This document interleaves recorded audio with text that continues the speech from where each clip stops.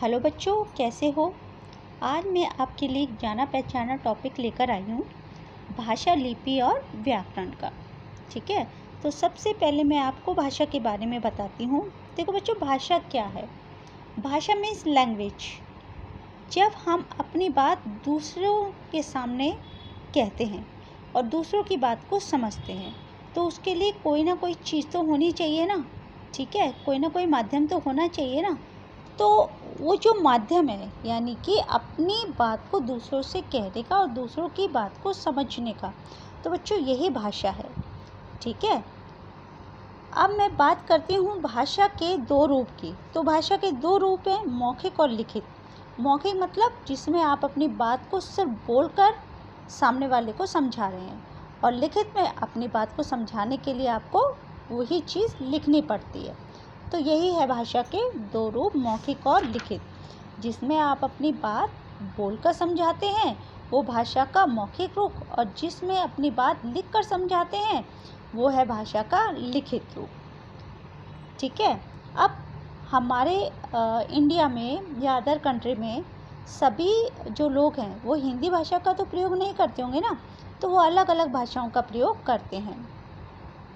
तो वो जो भी चीज़ समझाते हैं या वो जो भी बात दूसरे तक पहुंचाते हैं उसे अपनी भाषा में समझाते हैं। अब हमारे देश की भाषा, इंडिया में जो हमारे देश की भाषा है वो हिंदी है। उसको राष्ट्रभाषा हिंदी कहते हैं ना। तो राष्ट्रभाषा हिंदी हम क्यों कहते हैं? क्योंकि इंडिया की जितने भी स्टेट हैं, ज़्यादातर स्टेट में हिंदी बोली जाती है, और इसी वजह से हिंदी को क्या बनाया गया? राष्ट्रभाषा। अब ये कहते हैं कि हिंदी जो है वो राजभाषा है और हिंदी राष्ट्रभाषा भी है। तो हिंदी राष्ट्रभाषा और राजभाषा दोनों में क्या डिफरेंस है? भाई, राजभाषा भी हिंदी और राष्ट्रभाषा भी हिंदी, तो उसको राजभाषा और राष्ट्रभाषा में क्यों डिवाइड किया गया है? तो बच्चों, इसका आंसर बहुत सिंपल है। राजभाषा का मतलब है जो पूरे देश पर राज करती हो। अब हिंदी कैसे राज करती है? हमारे जितने भी गवर्नमेंट ऑफिस हैं ना, जितने भी हमारे, अब मैं टोटल हिंदी बोलूँगी आपको समझ नहीं आएगा, सरकारी कार्यालय बोलते हैं इसे। तो जितने भी हमारे इंग्लिश में बोलते हैं गवर्नमेंट ऑफिस, तो जितने भी आपके इंडिया के गवर्नमेंट ऑफिस है उसमें ज़्यादातर काम हिंदी भाषा में होता है, इसलिए उसे राजभाषा कहा जाता है। और ज़्यादातर क्षेत्रों में हिंदी बोली जाती है, इसलिए उसे राष्ट्रभाषा कहा जाता है। तो ये है हमारा राजभाषा और राजभाषा का डिफरेंस, राष्ट्रभाषा और राजभाषा का डिफरेंस। चलो, अब मैं आगे चलती हूँ। भाषा आप लोगों को क्लियर हो गई है, और नहीं समझ आया कोई भी टॉपिक तो आप कमेंट बॉक्स में लिखकर मुझे बता सकते हैं। अब बात आती है व्याकरण की। तो व्याकरण ही हम पढ़ रहे हैं।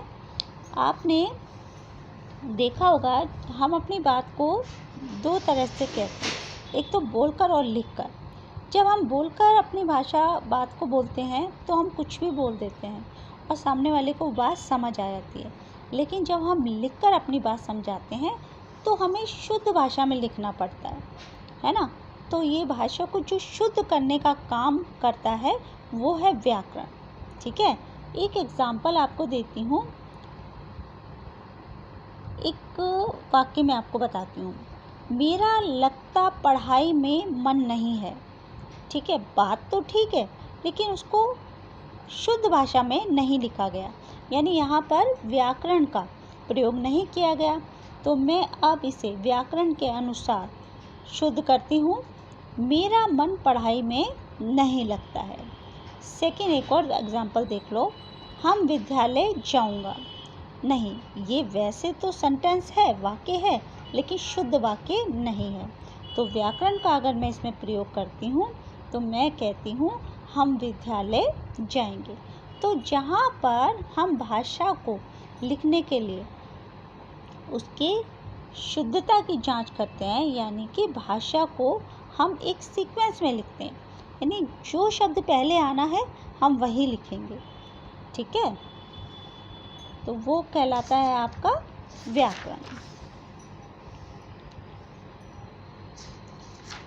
तो चलो बच्चों, अब मुझे लगता है कि आपको भाषा और व्याकरण का चैप्टर समझ आ गया होगा। फिर भी अगर कोई डाउट हो तो आप मुझसे कमेंट बॉक्स में लिखकर पूछ सकते हैं।